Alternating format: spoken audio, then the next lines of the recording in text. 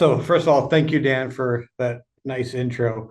Um, and as he said, yes, my name is Eric Sirkin. I'm a talent partner here at American Engineering Testing out of St. Paul, Minnesota, where I'm currently sitting right now in our conference room. Hello from Minnesota.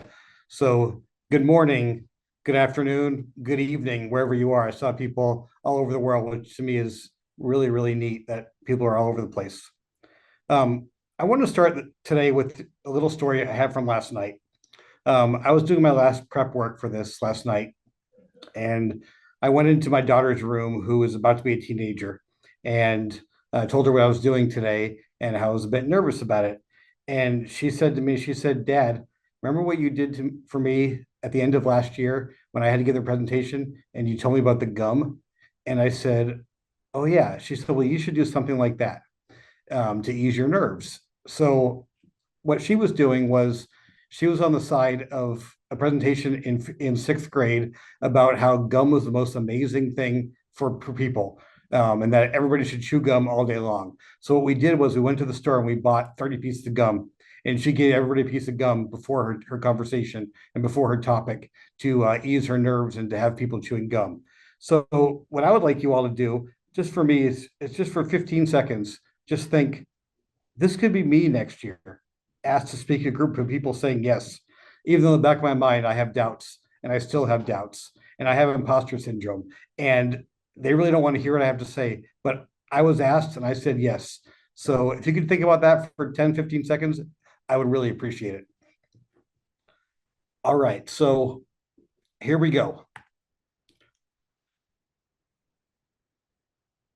So I started off in the Navy. I did 21 years active duty Navy. I enlisted in the Navy in 1996.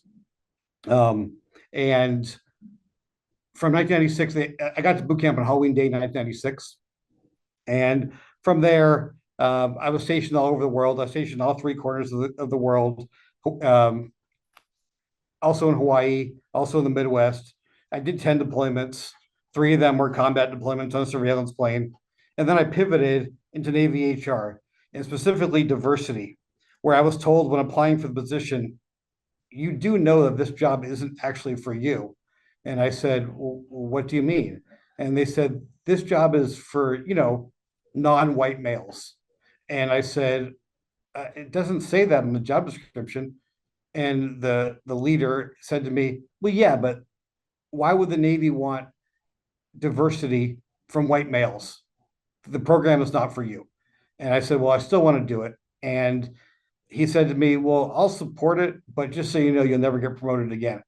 And I said, well, if that's what it is, I'll take that risk. And he was wrong. I got promoted again, but it was just really my first background into HR and how I ended up. So what I really want you all to get out of this is to know that my story is unique and different, but everybody has a unique and different story. And sometimes you need to find yourself to pivot when you least expect it. My goals today is to show you that no matter where you start, with perseverance and willingness to grow, you can achieve great things, even if self doubt holds you back. And I'm going to tell you all about self doubt and how it held me back and how I've, as the slide says, overcome imposter syndrome. So we'll talk first about early life and joining the Navy and my high school struggles and community college failures and joining the Navy. In high school, I wasn't exactly a model student. I padded my schedule with easy classes just to scrape by, get my degree. I was told C's get degrees, but I took that to the highest level of doing home economics, work study, things like that. After high school, I enrolled in community college, 13th grade. I was still directionless, and I literally hit rock bottom. My rock bottom for me was the spring of 1995. I had a GPA of 0.00. To include, I failed golf at community college. And I said to myself, oh my Lord, I just failed golf in 13th grade in California. I've got a real problem with my life. So realizing I needed direction, I made a pivot and I joined the Navy. Not because I had some grandeur vision of being a hero or flying the American flag or carrying a gun, but I needed to get out of where I was in California. and I needed to leave that situation. Otherwise, I never would have changed. The Navy offered me something I desperately needed. It was purpose, it was structure, and it was a way out. Because at that time, my younger brother, who thankfully he never got the lack of direction, he always was directed. And he was a freshman at the University of California, Berkeley, and I was insanely jealous that my younger brother was in college and I was still in a hometown working at Best Buy. It was not exactly the pivot of my life. So I joined the Navy and I advanced from E1 to a chief petty officer. And this is where I really had my first experience with imposter syndrome. Um, my first experience with imposter syndrome is I started off as an E1, like I mentioned, E1, the most junior person in the Navy. And I go to the school for my job and realize that I'm the only E1 that's supposed to be graduating. And I was embarrassed to be an E1 still, and everybody else was an E2 or an E3. So instead of doing the thing that I should have done, which is be proud of my rank, I just thought I'd tell people I was an E2. And so I wasn't the only E1 graduating in my class, and I imposted on that. It was the beginning of me feeling that I didn't belong, and I never really belonged. Um, I went from E1 to chief petty officer.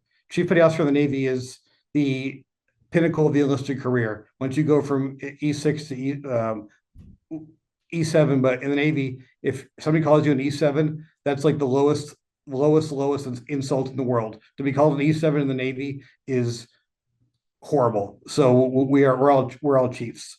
So made chief petty officer, accomplished things I never imagined possible when I first joined. Along the way, I realized that what I thought was impossible, it wasn't. It just required direction and hard work and a pivot from getting out of my place that I was comfortable in to wow, the Navy can be a career. When I left for the Navy, I remember my mom screaming at the recruiter, you can't believe you got my son. He'll be back, and blah, blah, blah. And I remember about 5 years later calling my mom saying, I think I might get out of the Navy. And her response was, are you nuts? Why on earth would you do that? It's so good for you. You've done so many amazing things. And I stayed and I was happy. I never did earn that associate's degree, though. I don't let it stop me, though. I pivoted again and went on to earn a bachelor's of science in workforce education and training and a master's in organizational behavior. And eventually I was accepted into an MBA program, all still while in the Navy. So now let's fast forward. My Navy career is over, and it's now the summer of 2017. And my family is moving from San Diego to Minnesota. And somehow I got accepted to the Carlson School of Business, which was to me like craziness. Um, and I knew I needed to translate my military experience into something that would be valuable in the civilian world. I knew a few things at this point. I knew I was really good with relationships and people. I knew I wanted to work at a desk and in an office, and I knew I loved aviation. And that's really kind of what I knew. And I found airline recruiting and I fell in love with it. The, for me, it was amazing. I was able to hire my friends, thinking, going to military bases and hiring all the people that I used to fly with and into airline jobs. And it was awesome. And I became a recruiter. When they offered me the job, I didn't know how to say no. That's one of the things I still struggle with is saying no. And they offered me an extremely low wage. And I just said yes, because I didn't know any better. So I then thought I could pivot into working a full-time job while getting an MBA and being a dad and having two kids, one of them under the age of 2 at the time. So my oldest was born in 2011. My youngest was born in March of 2016. So I get into the Carlson School, and the MBA seemed like a logical step because of, really for me, it was because I told my wife now at the time when I was dating that I was going to get an MBA one day, even though at that time I didn't even have a degree. And, it probably wasn't factual, nor did I really believe it was true. But, when you are dating somebody with a master's degree and you have no degree, you got to say something to, impress them. So I said it. I remember walking in the auditorium on day one, fresh out of the Navy, sporting a 30-day beard, very similar to this one that I have now, a sport coat, and long sleeves to cover up my nerves. But my nerves, they were through the roof. I couldn't cover them up. I listened as all my classmates introduced themselves: doctors, scientists, PhDs, MDs, CFOs, CEO, titles and letters that I could hardly comprehend. I felt so inadequate, like my opinion didn't matter at all. But over time, I realized that my experiences and perspective were valuable in their own right. I wasn't there to compete with these brilliant minds. I was there to complement them. And what I brought to the table, it was a pivot in my mindset, and it made all the difference. I pivoted to being an equal of my peers, not to being somebody that was not valued and that had no opinion on that. And all this, pursuing an MBA, dealing with imposter syndrome, I did it while working full time and trying to be a dad and a good husband. And I'll be honest, I struggled. I was gone more my first year away from the Navy than I was on years I wasn't deployed in the Navy. I wasn't present as I wanted to be. That's something I had to come to terms with. I had to pivot with the decisions I made, that I was again putting other things as a priority. Each job I had, I would struggle with using my skills, as I still had doubt in the back of my mind that I didn't belong. I had to pivot to I belong. I'm the expert. People value your opinion. I'm still mind blown that right now, all of my amazing recruiting colleagues who all have busy days and know the schedule well ahead of time said, I'm going to find time to hear Eric speak.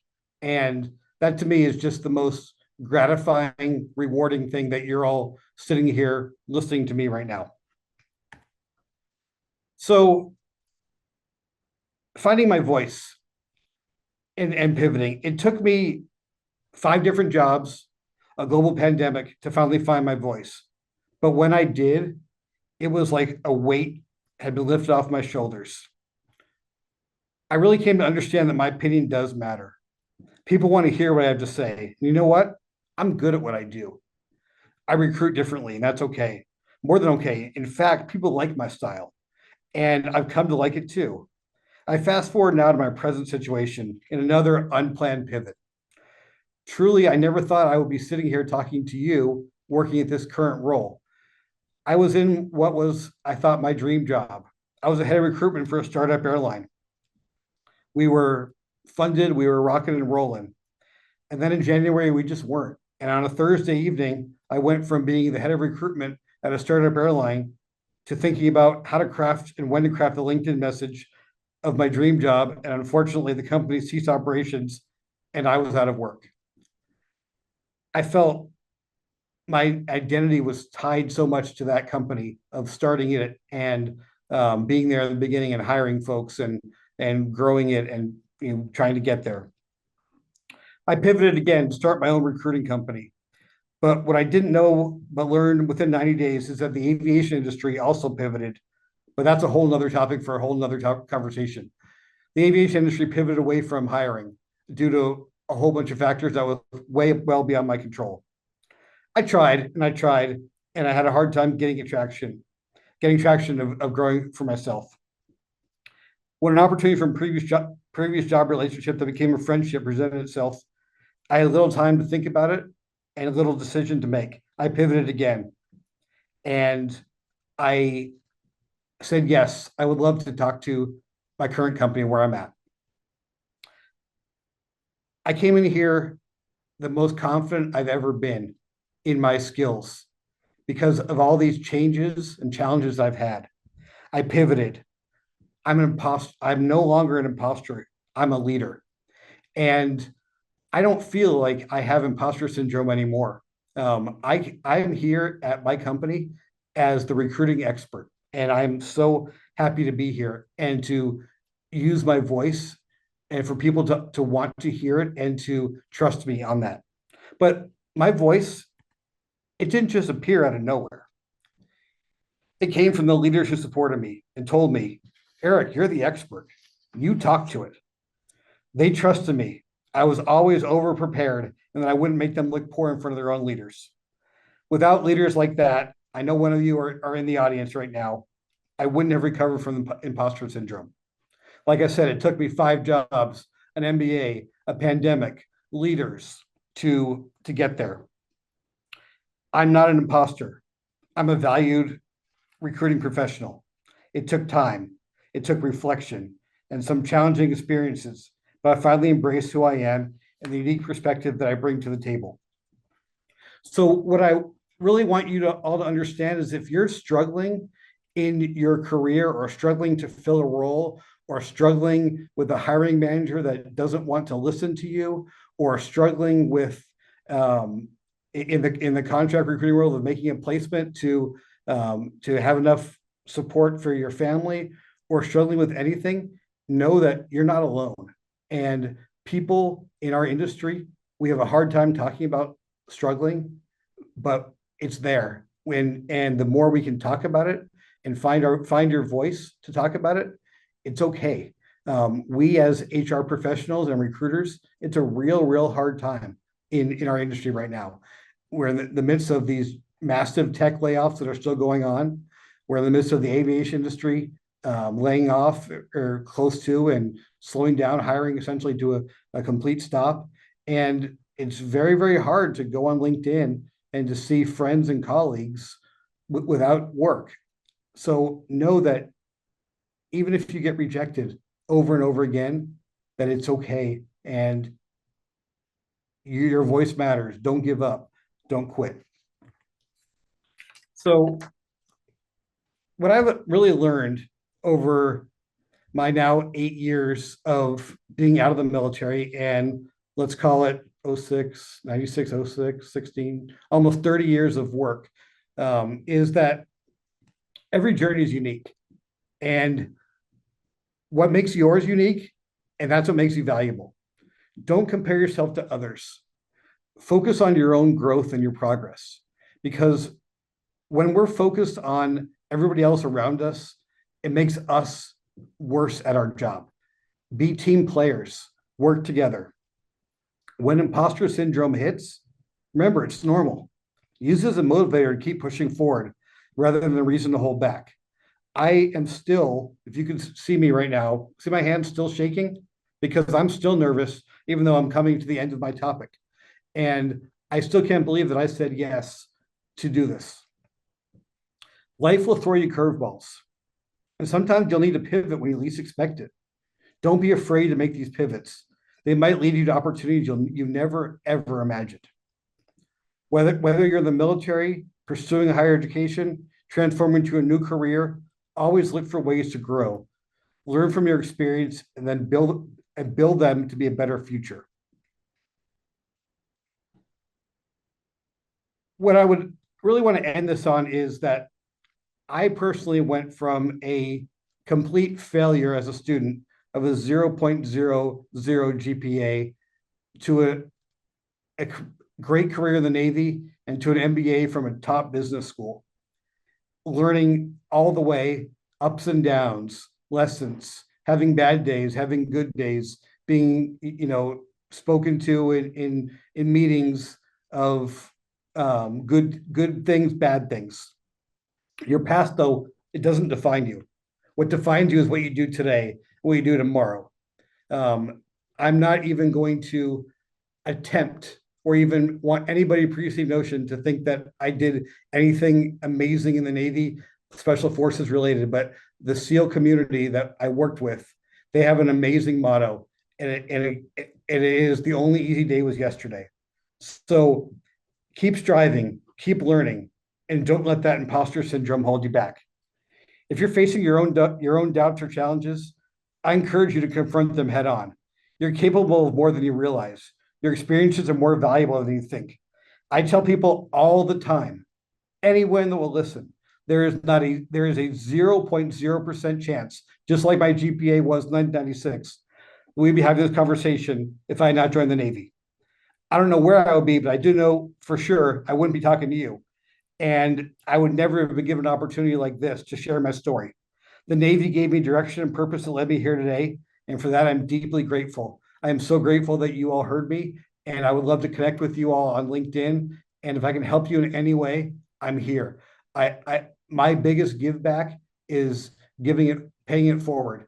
I'm all about our community and helping people get jobs. And that's what I want to do. And thank you, Dan, for this opportunity. I'm just thrilled to be here.